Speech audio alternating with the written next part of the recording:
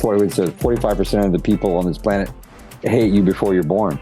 And there's another 45% that appreciate what you've done or at least enjoy it. And then there's 10% that they don't care. Either way, they don't care. So you just got to get yourself to the right 45%. Words Matter with John Maurice. Hey everybody, I'm John Maurice, and welcome to Words Matter. Today on the podcast, we're going to be talking to a very, very interesting director, special effects, you name it. I think he's done just about everything in the industry. His career has spanned over 3 decades. He has, and we're going to go into this a little bit more, I believe he has over 195 titles that he's worked on. So we're going to go and dive deeper into that.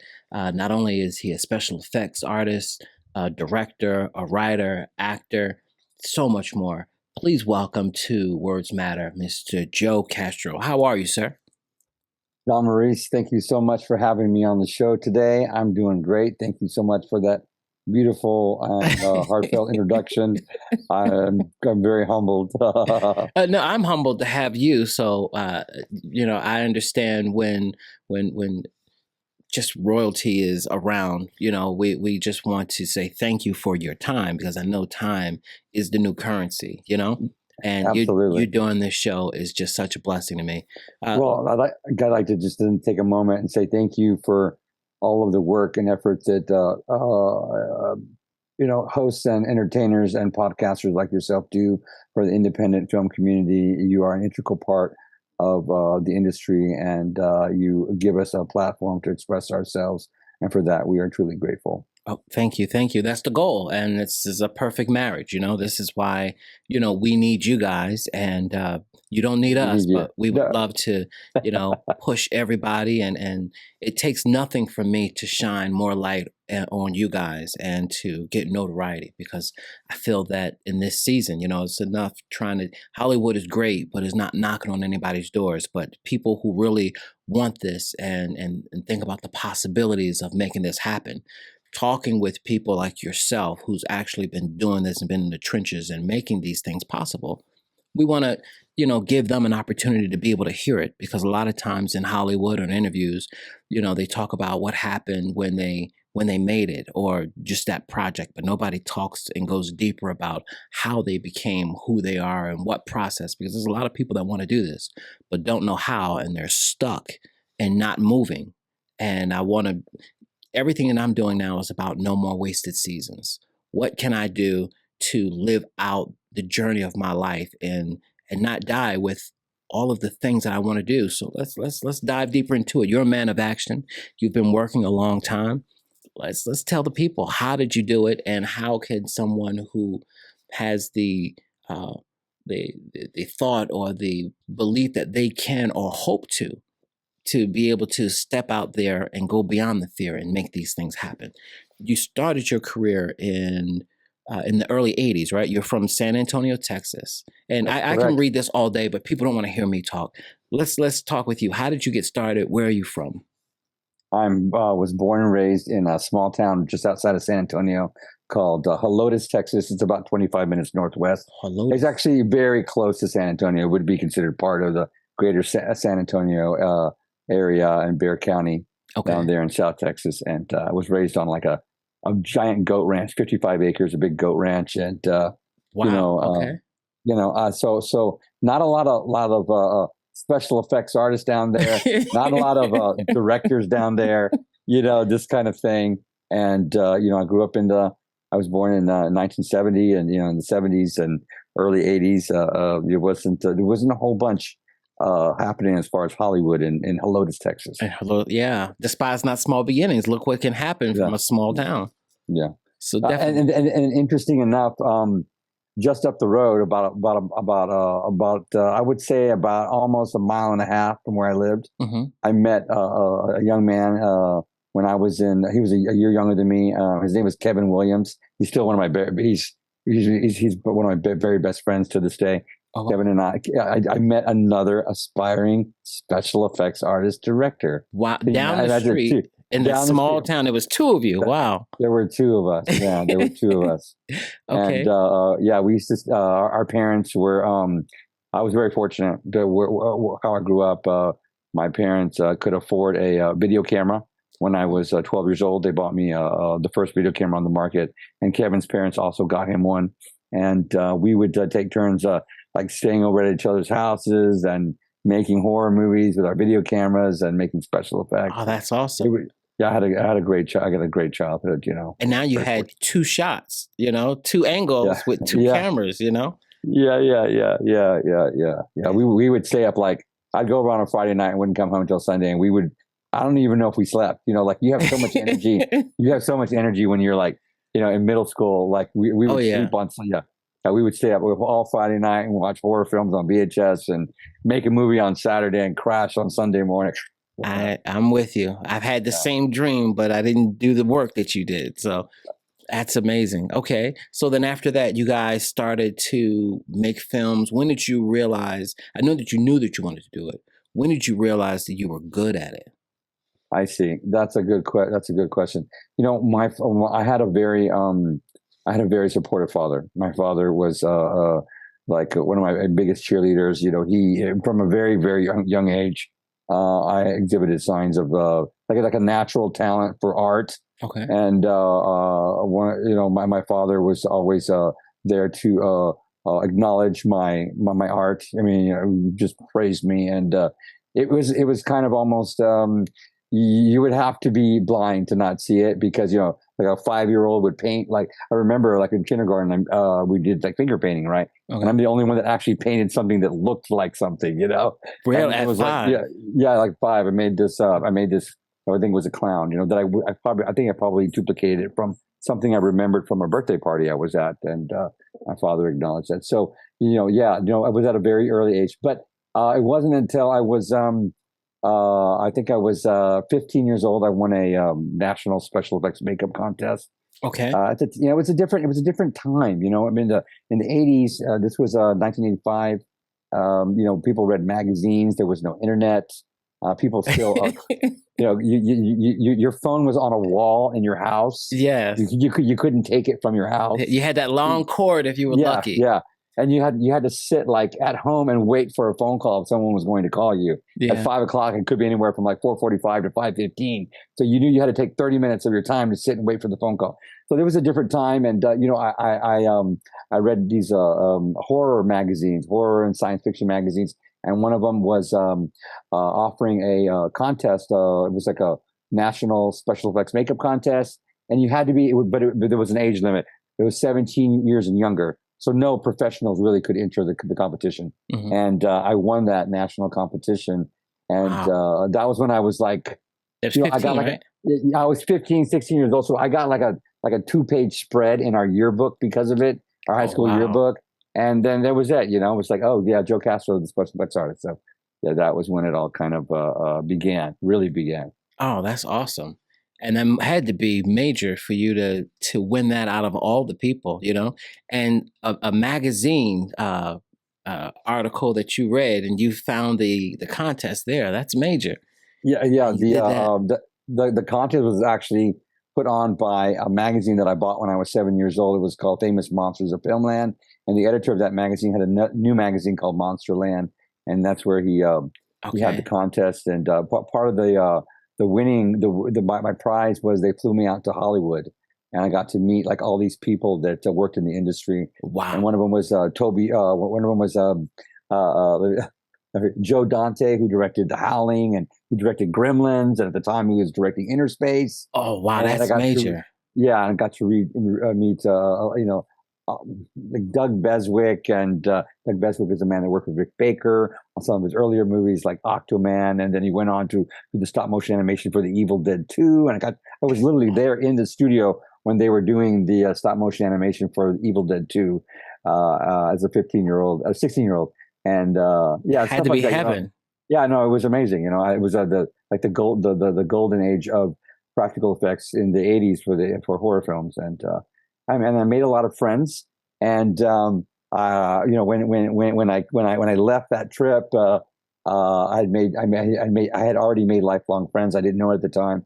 And when I came back to Hollywood, I reintroduced myself to some of those people, and one of them is Brink Stevens. She literally lives less than a mile from where I live in Hollywood now. She's one of my closest, dearest friends. I consider her family. So the people, the friends that you met when you were there, these are they didn't win the contest because you won it. They were just they were industry professionals. One of them was an actress, and one of them was a professional. These were professional special effects artists. Some of them I went on later to work with these people that I met when I came out when I was 16 years old, and I recently met Joe Dante at the I think it was the 35-year anniversary of the 30-year anniversary of The Howling, and I said, "Hey Joe, do you remember me?"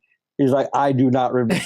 I'm sorry. Like, I was like looking at me now, right? As a 16-year-old, he's like, "There's no way you could have remembered me." Right? I said, "You remember? I came on set of Interspace. I met you there, blah blah."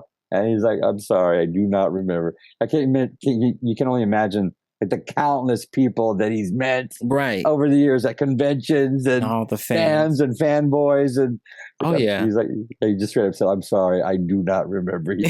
I think he laughed first when I asked him, like, come on, kid, whatever.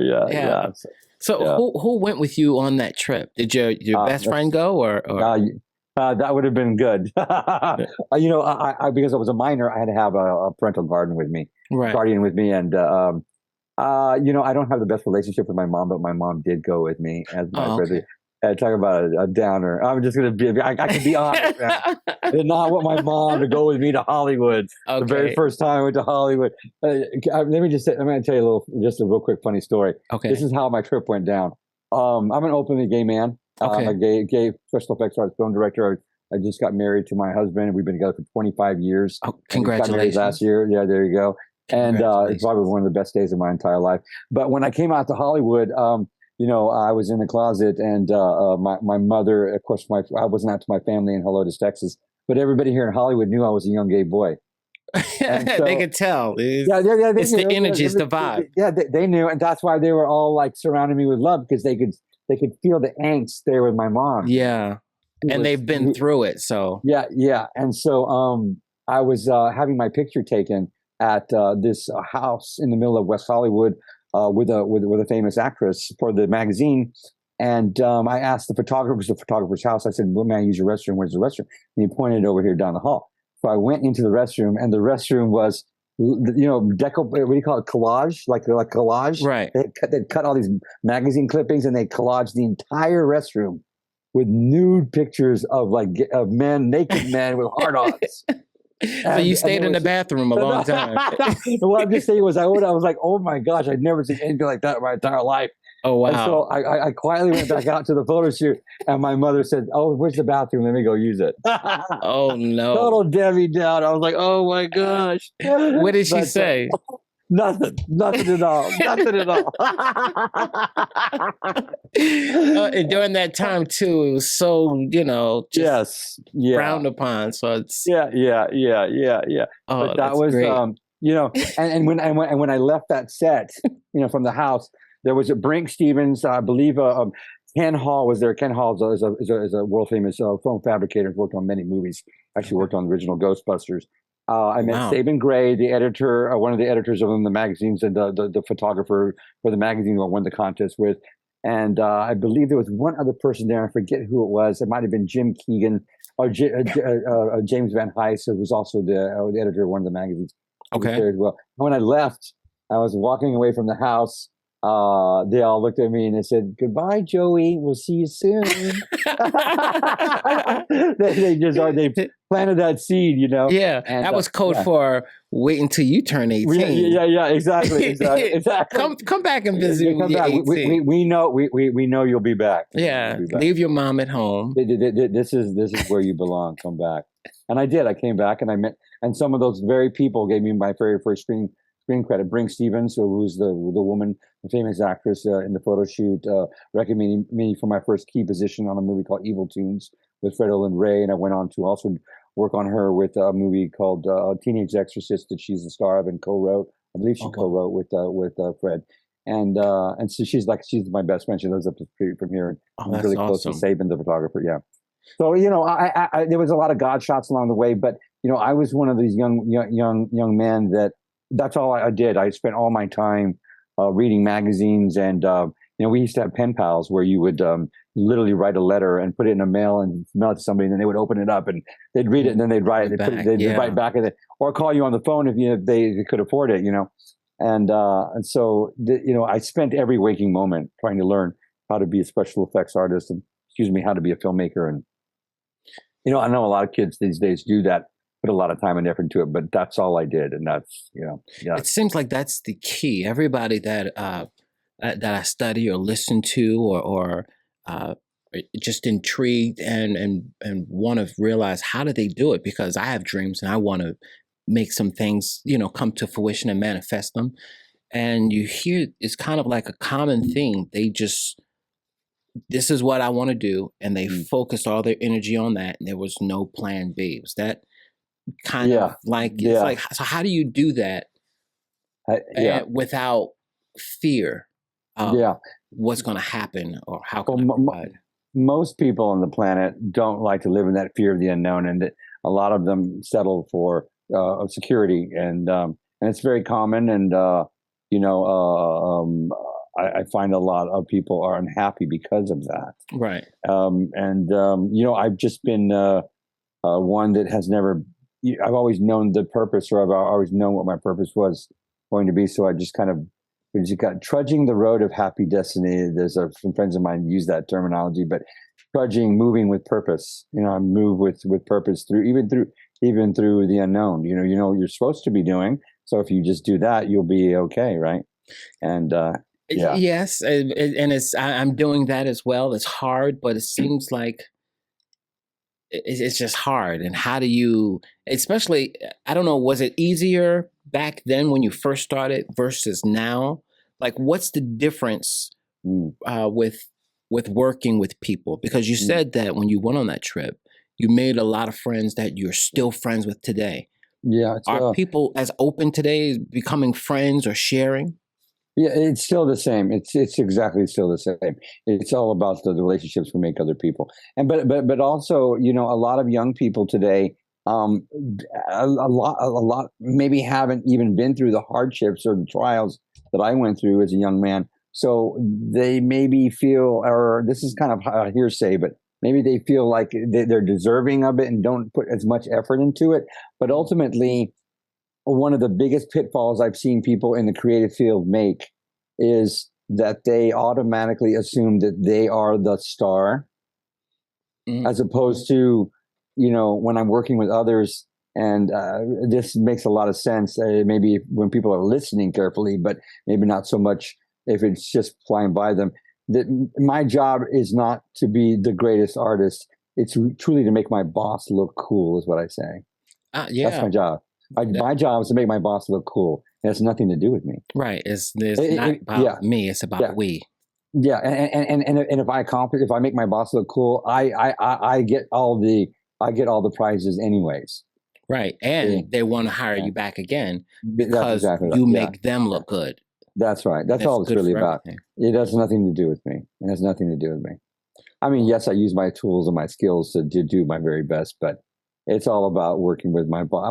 I'm an instrument of my boss's imagination, basically. And that's good. An instrument of my boss's imagination. Yeah. I think a lot of the angst and troubles we have in the world, in general, are not stopping listening to another person's perspective. And there's the whole meaning behind that. If I'm an instrument of my boss's imagination, I'm listening to his complete and utter perspective. And my bosses are either the producers or the directors, or maybe even another artist that's like the actor, actress in front of the camera. And I'm, trying to make them comfortable in whatever it is I'm doing.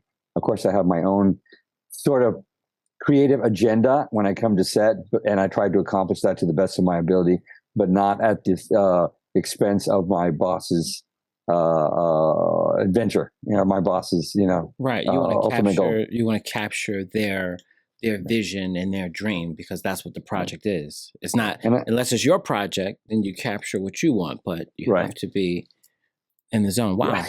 Yeah. But there's a big gap, I think, between, you say, well, how do you get there to get to a position where you can be in a position where you are an instrument of your boss's imagination. Well, that comes with being consistent, being a person who is, disciplined, because discipline goes a very long way.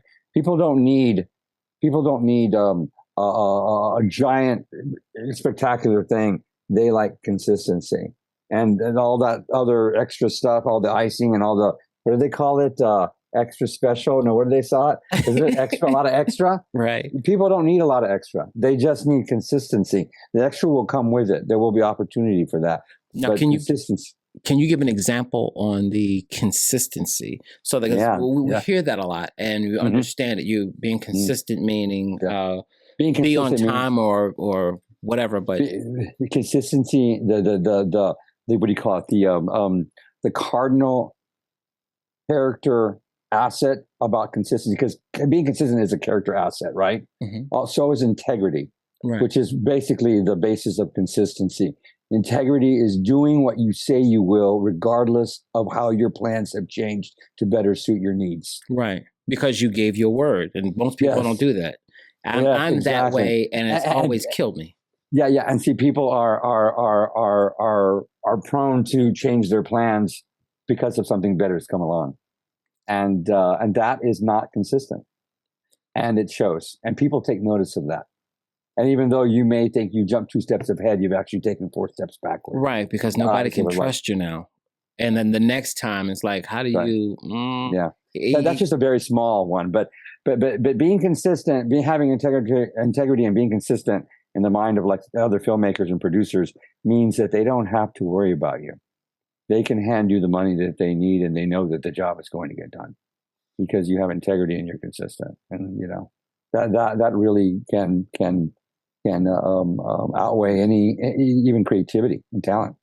Now, have you come across someone who was not consistent? And most people, it's funny because most people, when they think of themselves as, well, I'm a good person, I got this, and they may not be reliable or anything else. How have you had any experiences like that? Oh, absolutely. I'm human. I have many imperfections, but I am consistent. I do have integrity. Right. What I'm saying, I'm constantly around people that have no consistency and have no integrity. Yeah. They will make a verbal agreement with them on something, and it all goes out the window once. I don't know. There's a lot of examples. I'm not going to give any. Right. So how do you handle that? We don't need very names. Difficult. It can be very difficult. It can be very difficult. I recently was how do I say this without, giving just, you can have everything planned, and then you get like an unruly actor in your chair, and, they don't want the process to be done on them the way that it was originally planned. And you have to change your whole procedure around to fit their needs. And if it doesn't go the way they want, they can become unruly. I was recently slapped on a movie set by a well-known actress. Because she didn't like the way it was all puppies and puppy dogs and sunshine and rainbows until I had to take the makeup off. And when I went to take the makeup off, it didn't come off as quickly as she wanted it to. And she slapped me across the face. Well, I apologize for that. There was no need for that. Yeah, no need for it. Right. She would have. It took like maybe 3 or 4 more minutes after that to take it off. But I don't understand. But the process. Yeah, well, there were some other things that went down earlier in the day that had happened. Like she wasn't eating because she was in a bikini the whole day. You know what I'm saying? She wasn't eating. She was hangry. Right. She was drinking water and Twizzlers. That's what she was drinking. That's what to say. Then she had slipped and fallen already on set. She was cold, and it was late in the day, and this was a heavy duty process at the very end of the day that we were doing. But we understand that that's humanity, but still we're in control of ourselves, right. And there is no excuse for that. Right. Also, a lot of young people or people just starting the business, they're not easily reachable. They believe they are, but they're not. They're not consistent with being reachable, with being on time. If you show up 5 minutes late, that's not on time. On time is being early. You know, time is being early, just to being be on time is being late, right? Yeah, yeah, and all this stuff, all these, and they may seem minor, but if you put like 10 of them together, it becomes a mess. Right. Show up late, you're difficult to work with, you're not taking care of yourself, you're not interacting with others, you're changing the terms of what you agreed to do. There's all these little things add up, and it becomes this huge mess. And maybe, in the big scheme of things, the talented people don't see themselves behaving that way. But if you really sit down and look at it all together, most artists are very unruly people. And it's taken me years to get here, though. Don't get me wrong. And the only reason I can see these things is because I once myself was just like that. And so I've slowly over time changed my behavior and become the man I've always wanted to be now.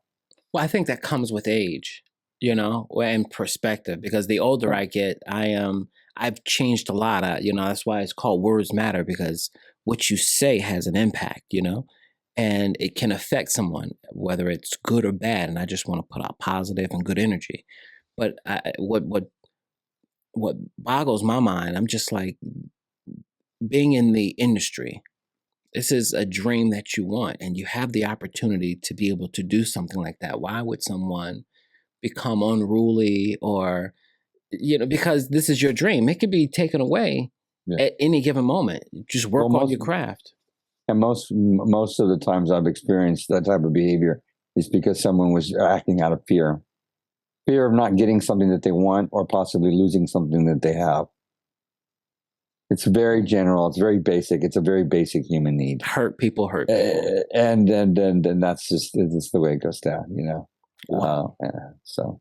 Well, we hope that all the rest of your projects go great and smooth and without issues. But I always say that each one of these obstacles is a test for something even bigger. I'm sure something even bigger will come along. Yeah. I'm sure. Yeah. All right. So now you've won the contest. You've made all of these lifelong friends, but you didn't know it was going to be lifelong friends. I'm still thinking about the bathroom, but let's move past that. Yeah. Okay. Yeah. What was next? Because this was 89. 89. In 86, I went to Hollywood for the first time. Then I moved back in 1989. That's where I began working on low budget horror films and science fiction films, and got my first credits in the business, and made some new friends and learned some new things. And then I went back home to Texas for a couple of years, where I met my husband, and this was in 1997, and we came back to Hollywood in 2000. He wanted to come out here, so we came back out here, and my husband Stephen became an Emmy award-winning editor. Oh, wow. And since then, we've produced 14 features together, and we've just made a life for ourselves here, and that's what we do. That's amazing. And so, what's the key of longevity? Is it creating your own projects and content, or do you see yourself? Do more people try to get on to other movies and projects in Hollywood? And what's the perfect balance to make a difference? Yeah, a lot of people say it's not what you know, but it's who you know. But eventually, you have to show something. Eventually, you have to do something about it. Mm-hmm. And I see a lot of people come and go. I mean, over the past I came here in 89, 99, 2009, 2019. So about almost 33 years, 34 years. I've seen a lot of people come and go, and the one thing that's been consistent about the people that have said is they remain teachable, and they continue to improve their craft and continue to cultivate and develop relationships. And, I can always tell when someone's going to take themselves out.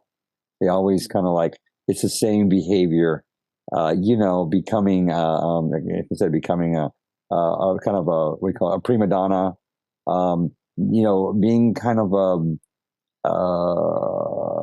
how do I put this without sounding? So like the people who ask for only green M&Ms in the back room or something. That's the nicest way to put it. That's the nicest way to put it. But there are always going to be gossip, but then there are people that that somehow show up and they have no resume whatsoever, and you're like, where did this person come from? And of course, they talk themselves up as being like this famous blah blah blah. and then they got nothing. Eventually you're going to have to put out. Eventually you're going to show up and you're going to have to produce something, right? Even though you may have friends that a lot of them don't. They just don't. They haven't done anything to get there. Yeah, they have a friend, and then once they're there, they're like, okay, let me see you do the tap dance. Oh, I didn't take any tap dancing lessons. Yeah, they Google it on YouTube or something. Yeah. I hate that. Yeah. Prepare. I like to prepare and be ready. I've always wanted to be in the industry. I don't know anybody, so I'm always creating my own content to try to push it out there. Okay, I'm sorry, Matt. I thought Matt was asking something. I thought it was like, wrap it up. He was looking for the pen. Okay, so you said a whole lot too. There's a few things going through my mind, but I'm trying to stay present because if you, I don't want to be the type of person that you're speaking and the whole time I'm just double dutching, waiting for the next question to say something. I have you here. You are present. I'm present in the moment, and I just want to make sure that I'm listening and gathering this information, and then whatever questions I have to be able to ask. Give me 1 second, Matt. What was this? I see it's circled. Okay, got you. First feature film. I was going to get to that. Going back to when we started, when you started, your first feature film, Ceremony, right? That was. Yes. How did that come about? That's a great question. How did my first feature film come about? So the title Ceremony. When I was, let's see, I want to say 1992, I wrote a screenplay, and it was called Demon Night with a K. Oh, wow. Yeah. And my friend Robert Bocage wrote the first draft as a kind of like a cult comedy. And then my good friend Rudy Bali and I went and we revamped it and turned it into a serious horror film.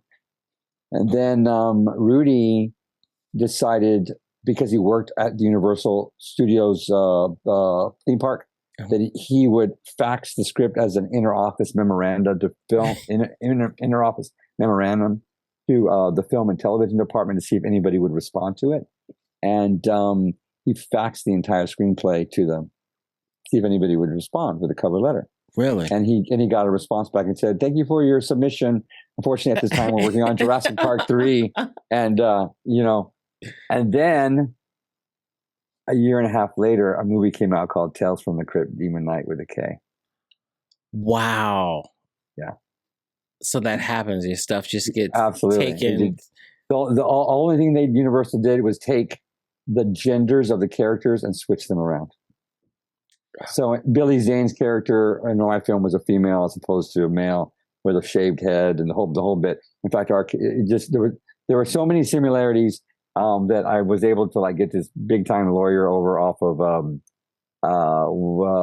of Century Park East Boulevard in Century City, and she said she had already contacted Universal about the whole thing, and he said that they're willing to give you a script writing fee for it, and she said, but I'm going to take half of it.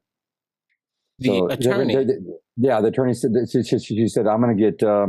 She said, they'll give you an $80,000 script writing fee, but I'm going to take half of it, which is going to leave you with $40,000. But you don't own the rights to your film anymore. You gave it to your producer when you produced the film, because we had already produced it as a serious horror film. It was called Ceremony, and which means your producer is going to take the other $40,000, and now you have a deal with your producer that you will take half of that, half any money's earned, which would leave you with $20,000. But you have a co-contract with your cinematographer, my director of photography at the time, that you would split anything 50-50, which would leave you with $10,000, which you're going to then pay taxes on, which would leave you with about $6,000. Wow. And I just want to let you know that if you try to sue Universal, that you will be put on their blacklist. You will be blacklisted from any production or anything that Universal ever works with. And she told me, because is that something that you're willing to do for $6,000? The answer is no. Yeah, and so I left the whole thing alone. That was my first feature film. It was called Ceremony. We did shoot it, but we shot it as a serious horror film. Screenplay was rewritten, so we took all the camp out of it, because Tales from the Crypt Demon Night is very kind of campy and over the top.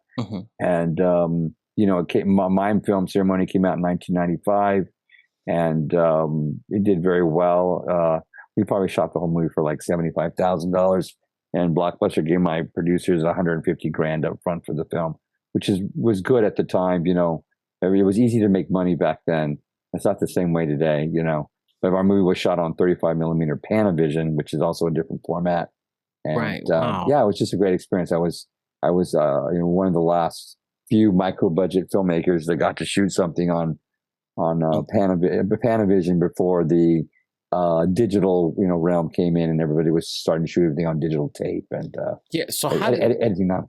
How did that go? Even because I went to film school and I wasn't able to use anything because I was shooting on film, and then I was learning how to edit on a flatbed, and then Avid came out, and I was like, "Wait, what's going on here?" And everything was switching. I was in that last transition. It was like 96. 96, yeah. Well, 96. When I went home to Texas in 97, I shot a movie called Legend of the Chupacabra on my family's goat ranch, and that's where I met my husband. And we shot it on Beta SP, and it was all edited non-linear. It was I think it was edited on an Avid, and it was just kind of a natural course of events, and that's what was happening. And I just went with it, and never looked back. Okay. So now, how did you make the transition? I know you started out shooting on VHS, I believe, and you were doing special effects. But then you started getting to writing when you did the Ceremony. I think you wrote that and directed. Yeah. How do you make those transitions? Yeah, no. Go ahead. I just was always taught to. One of the gifts my mother gave me was that she was a school teacher for 30 years and then an administrator for 5. She taught me how to teach myself, and she kind of taught me that I was going to make my own break. So, I just naturally started writing my own scripts, and I had other friends that wrote screenplays. And, it was a different time, and we could do that. We just did it. No one told us we couldn't do it, so we did it. And now with Siri and, Final Draft, it's easier than ever for anybody to write a screenplay. I can Siri a script. You can just speak it into your phone or into the computer while the program is open. And I've never been told no. I know no one ever told me no, I couldn't do it. So I just went ahead and did it. And whenever it needs to be done. Yeah. Yeah. So where are you at now? What do you like to do most now? I know you still do the special effects and stuff. And you still make movies. What gets you up in the morning? What do you like doing the most? Well, I'm constantly working. I've been very fortunate. I always have at least one film on my plate, knock on wood. Oh. And, but right now I'm working on a big film for Chad Farron.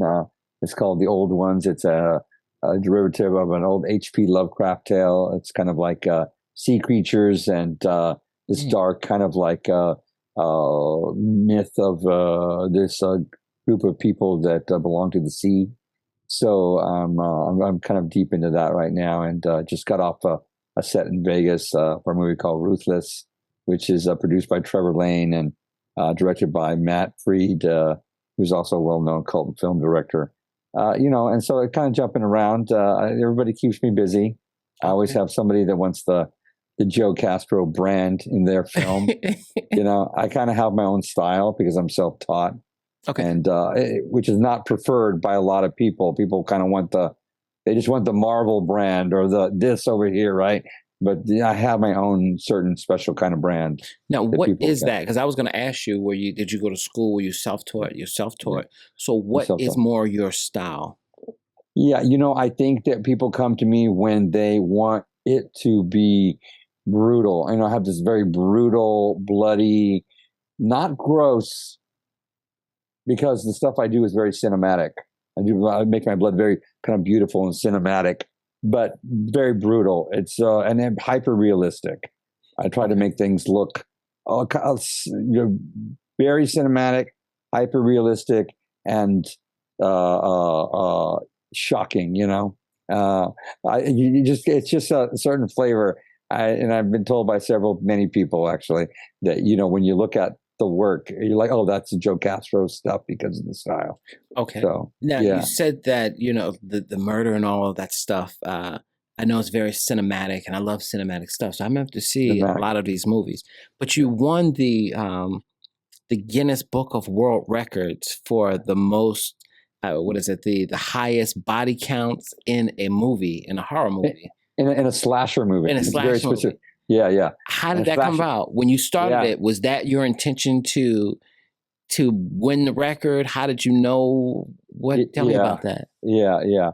My husband and I took a trip to London. We were at a convention where I was a guest at the convention. And I don't remember, but I remember when we were in London. Maybe I think we maybe passed by the Guinness office, or we were there. We saw it, and I'm like, we've never done them. I would love to be in the Guinness Book of World Records. And when I started writing that film, it's a movie titled The Summer Massacre, and it has over 155 kills in it. And wow. when I started the film, I knew that that's what I wanted to do. We wanted to accomplish. We wanted to set a Guinness Book of World Record.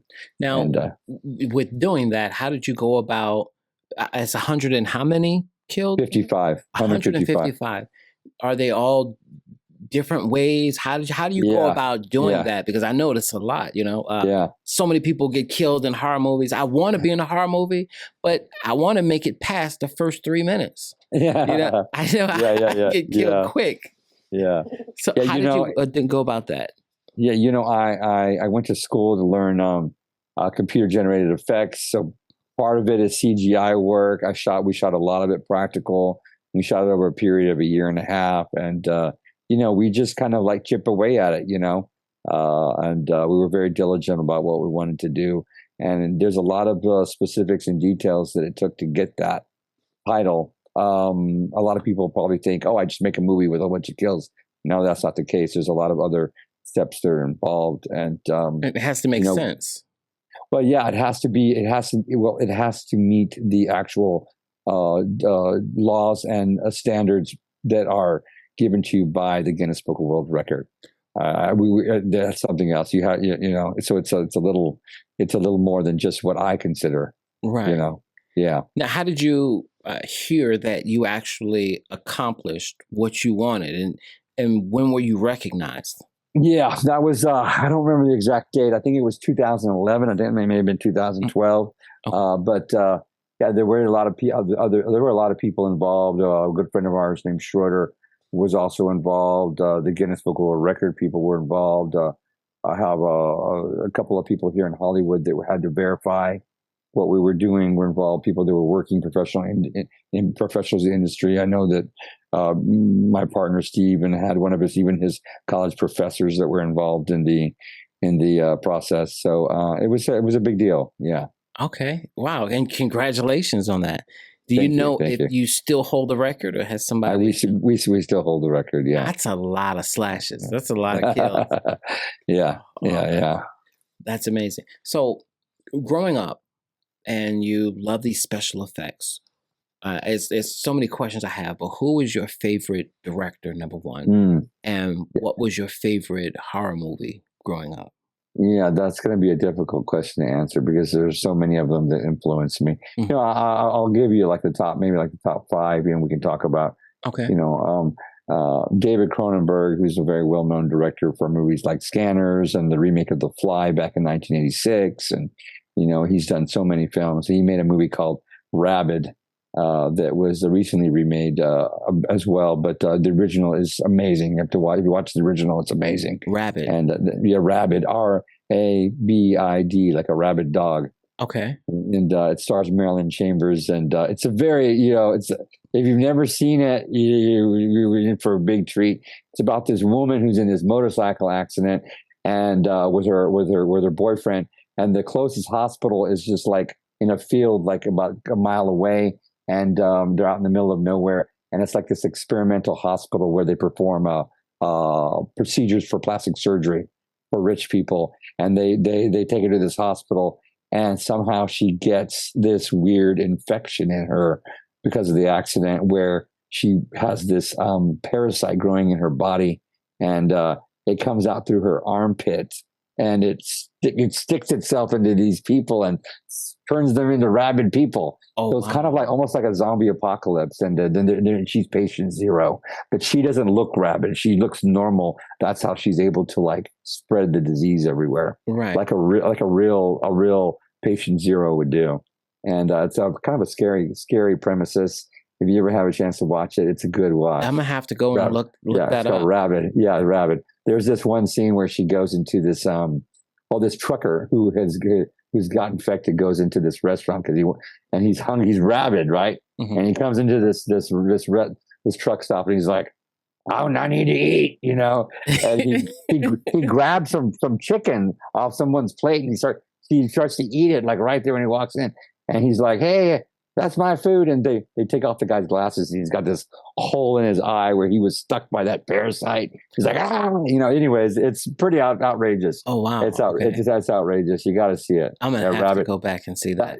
That movie really inspired me as a kid. That movie, Godzilla versus the Smog Monster, was like the very first film that really inspired me. Okay. Of course, there were some major like moments throughout my growing up that really inspired me. Of course, Blood Feast, which was directed by Herschel Gordon Lewis. Herschel Gordon Lewis is the man that invented the slasher genre. Back in 1963, he directed a movie called Blood Feast. It was the first movie to exploit blood and to have the formula of the slasher movie, which is deranged killer stalks innocent victims one by one, killing them on screen.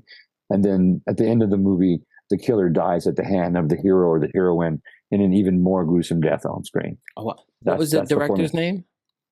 Herschel Gordon Lewis.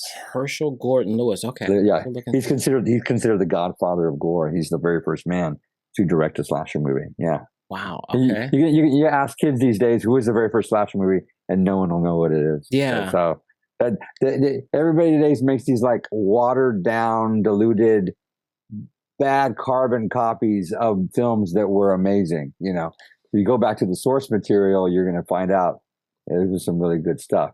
What would be a watered down version of a movie now versus the epic, that started it all, like what you're just telling about, Rabbit and all that? What would you like, a Scream movie or? Oh yeah, I don't want to put anybody on blast. Okay, got it. But you understand what I'm saying. Like if you go back and watch one of those old films, you'll probably laugh at it because it seems so cliche. It's only because what they did back then has been copied countless times. Right. Yeah, I think you'll be like, oh, yeah. The way that you guys used to shoot things, I look at a lot of classic movies now versus a lot of new things. I still pay attention to the new stuff, but you see the way that they shoot it. They get longer shots. It's not too many cuts, The dialogue, people really, really talking, and it makes sense. It's like, wow, this is great content. Yes, absolutely. Back in the day, it was like everything was done with purpose. Every shot was done with purpose.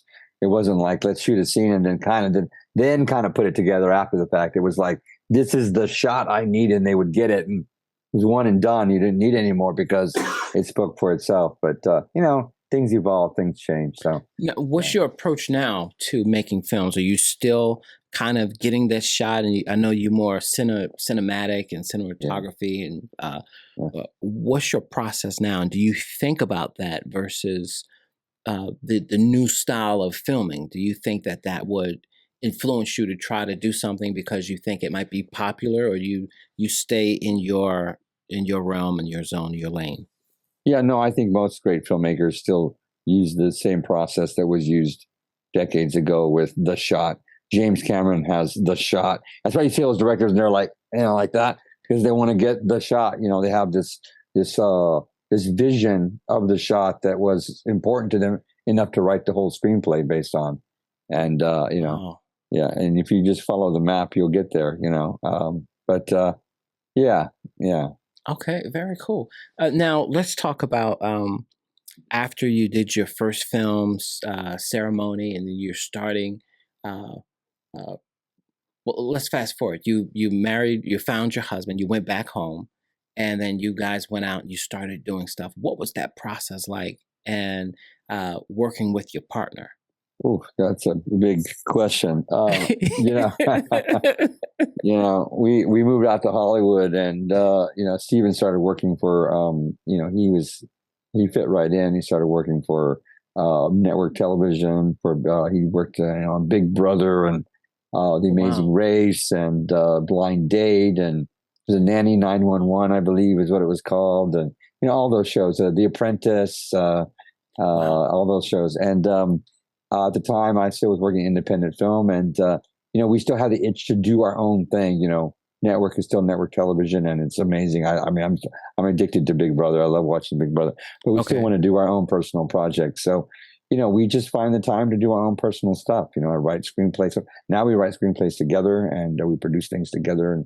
And Steve directs sometimes, but we like to make the things we want to see. And that's pretty much what it all boils down to. If you want to see it at the end of the day and you're happy with it, then it doesn't matter what other people think of it. There's always going to be somebody that your art is not for, and that's just the kind of way the way the world works. 45% of the people on this planet hate you before you're born, and there's another 45% that will appreciate what you've done, or at least be able to enjoy it, and then there's 10% that they don't care.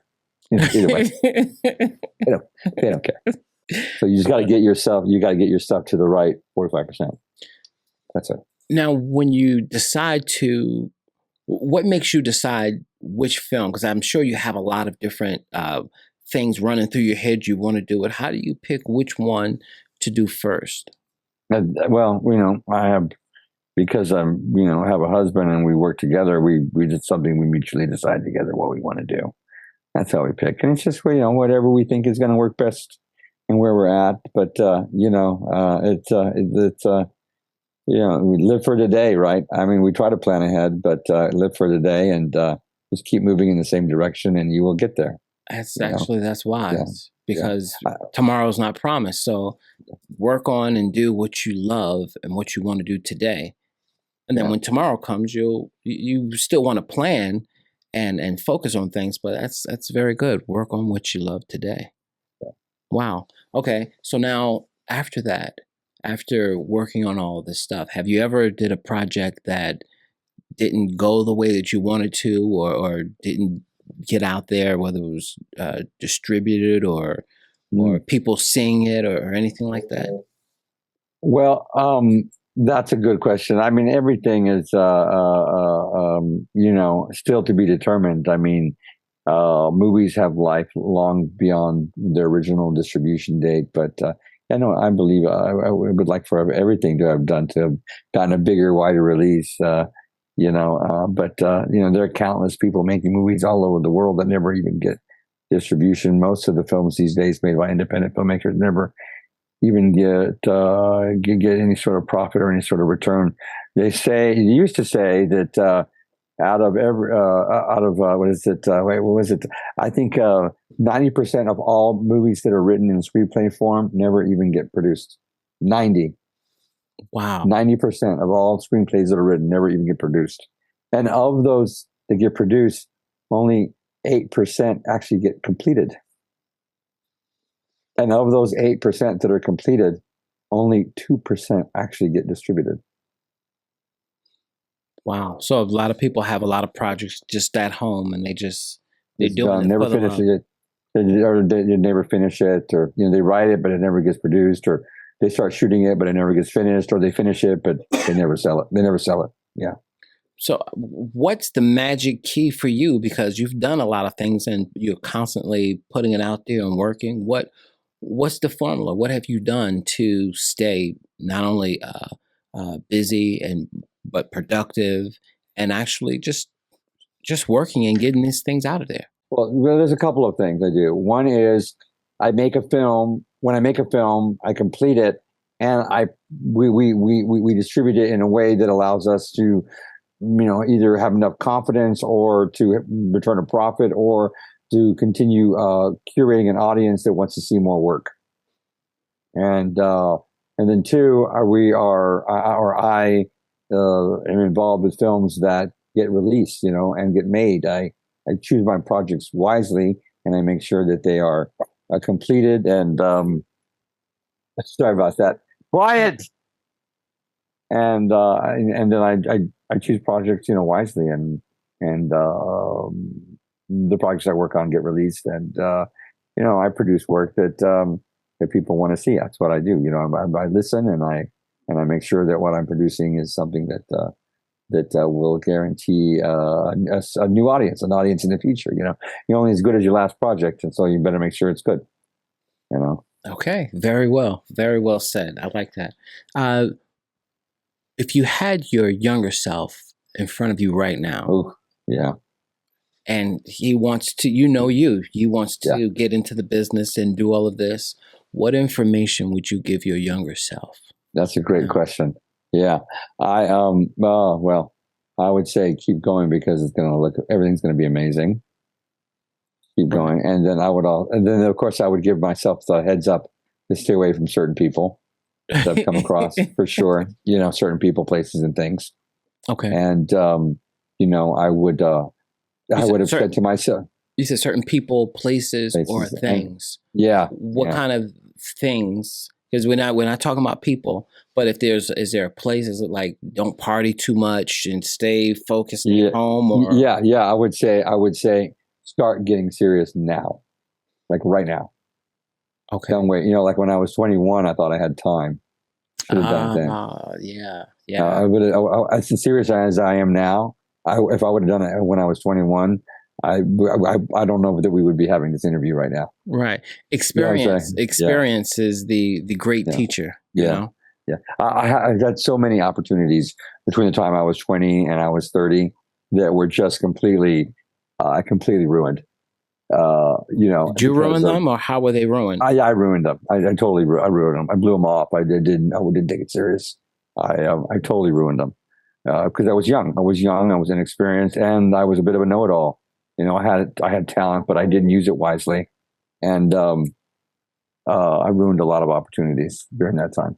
Okay, and so how do you hold on to the connections, the people that you meet? We meet people all the time. We have a handshake. How do you hold on to that? Yeah, people come and go. They just do. You only take care of you. There was no good deed goes unpunished. You can do all the right things and still piss someone off. You can do all the wrong things and people will still love you. So it doesn't matter. You're basically not the only person you're in control of is you. You just got to keep moving forward. You will long outlast everybody else if you worry about yourself. Just worry about yourself. Yeah. Okay. Just got to worry about yourself. That's and great. A lot of people don't. People place a lot of emphasis on what other people think about them. Now, how do you get over that? Because that's usually it's an insecurity that's within themselves, and they're trying to. Well, you like I said, you have to produce. You have to actually show up and put out something great. You have to remain teachable. You have to do something. You have to do something about it. A lot of people say, there's this thing like people say you're famous when you say you're famous. Yeah, that only works for so long. It only works for so long. Let's say you're famous now. Come on in and let's see you work. Yeah. And they're reading the script. Yeah. I know there's these two guys that have a podcast, and they claim to have like the top 10 podcasts in the nation or something like that. Like there's 10 people that watch their show, and if you go and look at their IMDb, it's like they have like I don't know, 2,000 credits. It's the same podcast. They keep putting the credit there, and then no one watches, Wow. And just everything is a facade. If you go up and pull back the curtain, there'd be nothing back there. Yeah. It's just a big facade. Show business. They're putting on a good show. And that's the hard part, because I always show business. I believe in integrity. Yeah. And if I don't know something, I may want to do something, but I'll say, listen, I don't know how to do that. How do you? And it seems like people always look at me like I have three heads. Like, whoa. What most people are lying and saying that they know how to do stuff that they don't, or they know people or whatever. And then once you get in the business with them, you start to realize that, oh no, this is not right. Yeah, people eventually believe their own bullshit. It's their downfall. People do. But you gotta, like I said, you gotta put out. You gotta be consistent. You have to have integrity. You gotta put out. You gotta remain teachable. You have to make your own breaks. And you have to keep moving forward. You will get there, but only if you keep going. I have to run. Yes, sir. Well, is there any current projects he wants to plug before he gets off? Oh, Matt, is there any projects you want to plug before we get off? And I know you have to go. Yeah, I have a lot of projects I'd like to plug. I want to give a shout out to Matthew Benaha. He cast me in my very first lead acting role, which just was like a little over a year and a half ago, on a movie titled Appetite for Sin. I played one of the lead characters in the film as Detective Martin. And also, I want to give a shout out to Trevor Lane in Vegas for a movie called Ruthless I just shot.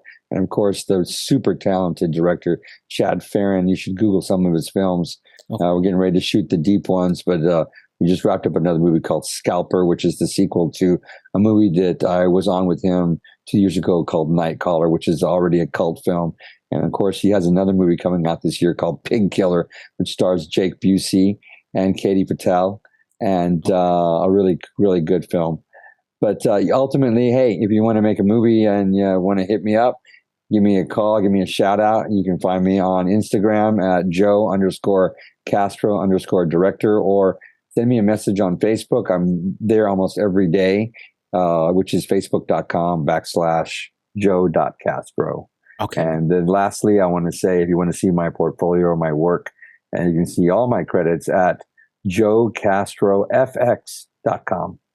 There you have it. And we're going to post all of those up.